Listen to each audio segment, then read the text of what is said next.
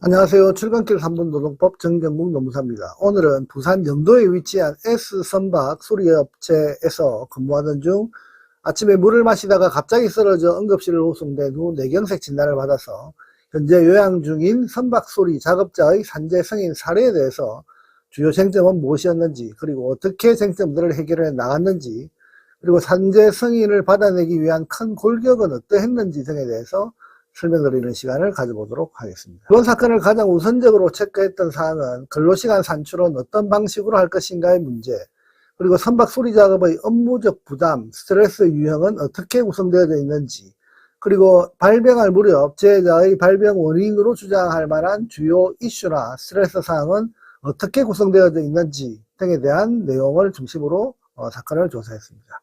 이렇게 사건의 쟁점을 체크한 후 바로 부산 영도 선박 수리 작업장을 조사하기 위해서 방문하면서 사건 조사는 시작되었습니다. 사건의 실마리는 항상 현장 속에 있다는 생각이 평소 제 조사의 기본적인 소신이었기 때문에 아무리 먼 현장이라 하더라도 최우선적으로 현장 방문을 통한 조사를 기본 원칙으로 정하고 있습니다. 그런 이유로 인해서 이번 사건의 경우에도 사건이 약정되자마자 바로 부산 영도에 위치한 선박 수리 작업장을 현장 조사했고, 선박 수리 작업을 맡긴 원청 사업장도 회사의 협조를 받아서 직접 방문한 후 선박 수리 공장에 대한 사진 촬영과 영상 촬영 등 사건 해결을 위한 여러가지 정보 수집에 최선을 다했던 사건입니다. 이번 사건의 주요 쟁점을 간략히 설명드려보면, 이번 사건의 경우에도 재해자의 발병 전 12주간의 동선을 추적하는 것이 최우선의 과제였기 때문에 발병 전 12주간의 재해자의 동선을 찾는 것에 여러가지 기법들을 총동원했습니다. 물론 재해자의 경우 다행히 구글 지도에 위치 정보가 저장되어 있는 상태였기 때문에 구글 지도를 통한 위치 정보 자료가 확인되어 많은 도움이 되었던 것으로 기억하고 있습니다. 그렇게 조사된 근로시간은 발병 전 12주간 한 주 평균 근로시간이 52시간의 경계선 상에 있는 상태였고, 그런 이유로 인해서 안심하고 있을 수 있는 상황은 아니었기 때문에 무엇보다 업무 내용상의 다양한 스트레스 요인들을 찾는 것에 더 집중을 해야만 했습니다. 선박 수리 작업에 대한 조사의 분석을 위해서 서울에서 부산 영도까지 재차 출장 조사를 위해서 방문한 후 선박 수리 작업이 이루어지는 작업 공간을 직접 현장 확인하고 선박 내부 엔진룸의 공간까지 들어가서 사진과 그리고 영상 촬영을 직접 진행했습니다. 직접 눈으로 확인되는 작업 공간은 사실상 몸을 쉽게 움직여 가면서 작업하기에는 상당히 힘들고 좁은 공간이었고, 특히 모든 작업 장비가 강철 구조로 되어 있었기 때문에 작은 실수에도 대형 사고가 발생할 수 있는 아주 위험한 공간이었습니다. 그런 작업 공간에서 엔진 수리를 하기 위해서는 적게는 1m, 크게는 수미터에 해당하는 엔진을 직접 분해해서 선박 밖으로 크레인으로 하나씩 끄집어낸 후 선박 수리 작업장인 재해자의 소속 사업장으로 이동하는 과정, 그리고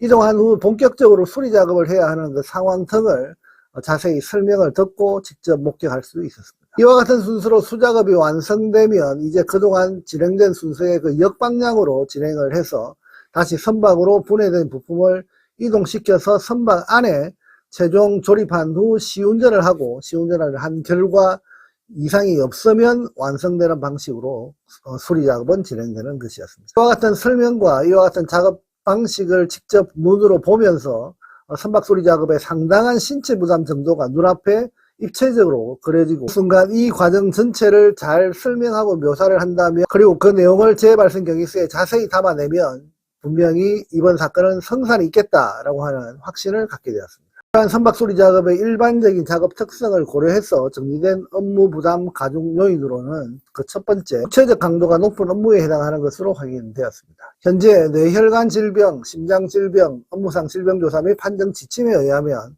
육체적 강도가 높은 업무로 분류되는 다양한 직업군 중 선박 수리 작업을 수행하는 노동자의 경우는 이미 선박 수리 작업의 신체 부담 정도를 근로복지공단의 판정 지침 상에서도 힘든 작업으로 그렇게 분류하고 있다는 사실을 객관적으로 확인할 수 있는 그 자료라고 하는 점에서 아주 중요한 자료로 그렇게 활용을 했습니다. 그리고 두 번째, 정신적 긴장 정도에 대한 그 확인 작업도 필요했습니다. 근로복지공단에서 판단하는 그 정신적 긴장이 큰 업무에 대한 설명 자료를 확인하면 정신적 긴장은 판매량, 산업금 등 과도한 영업 목표로 인해서 정신적 스트레스가 높은 업무, 그리고 업무 시간 중 지속적인 사고의 위험이 있거나, 그리고 재해가 다발을 해서 정신적인 집중을 해야 하는 업무, 인명과 사람의 일생을 좌우할 수 있는 중대한 판단이나 처리가 요구되는 업무, 그리고 납품기한이 촉박한 작업, 극히 위험한 물질을 다루는 업무 중 이와 같은 수행 업무를 진행할 경우에 정신적 긴장이 높은 업무로 그렇게 분류한다라고 정하고 있습니다.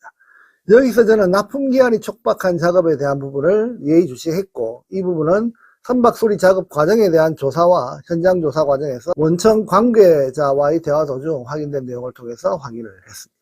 원청을 상대하는 모든 작업이 그렇기도 하겠지만 재해자의 경우 특히 정해진 납기를 준수해서 작업해야 한다는 점을 강조했고, 이를 증명할 수 있는 자료로 선박수리 계약서에 작성되어 있는 지체 손해금 배상조항을 확인을 했고, 그 자료를 바탕으로 정신적 긴장 업무에 해당된다는 사실을 주장했습니다. 계약서에 적혀있는 지체 손해금의 약정 내용은 반드시 납기를 지켜야 한다는 것을 말하는 것이고, 재해자는 납기 준수에 대한 신경을 쓸 수밖에 없다는 것을 증명하고 있었습니다. 그리고 세 번째, 유해한 작업 환경에 대한 증명도 할 수 있었습니다. 근로복지공단에서 판단하는 그 유해한 작업 환경은 고온과 상온을 오가면서 작업하는 경우를 말합니다. 그리고 또는 온도 조건이 적절하지 않는 작업 환경에서 근무한 경우 유해한 작업 환경에 노출된 것으로 판단해서 업무부담 가중 요인에 해당하는 것으로 판단하고 있습니다. 이 부분에 대한 조사도 현장 조사를 통해서 명확히 확인되었는데, 작업 공간이 아주 좁고 밀폐된 부분, 그리고 철판으로 이루어진 공간으로 인해서 한여름 열기에 노출된 선박의 뜨거운 열기는 사실상 40도에서 50도가 육박할 정도로 아주 열악한 힘든 환경에 노출된 상태로 일을 하고 있다는 사실을 확인했습니다.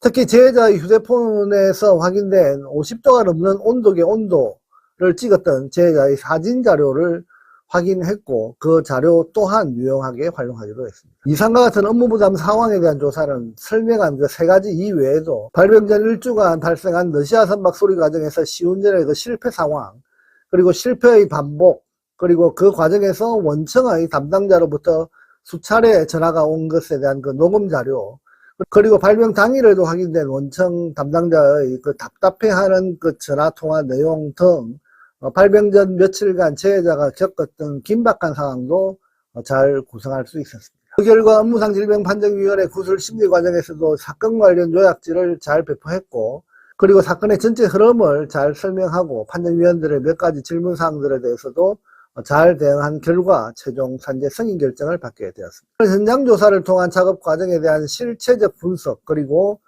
직접 작업 과정을 눈으로 확인하면서 사건을 조사하고 해결 방법을 구성해 나가는 것이 무엇보다 중요하다는 점을 잘 확인시켜준 사건으로 그렇게 저는 기억하고 있습니다. 자의 건강과 그리고 가족의 행복을 기도드리면서 오늘의 주제 영상을 마치도록 하겠습니다. 감사합니다. 여의도 노무법인은 대표 노무사가 직접 조사하고 분석하고 최종 결론까지 책임있게 진행합니다.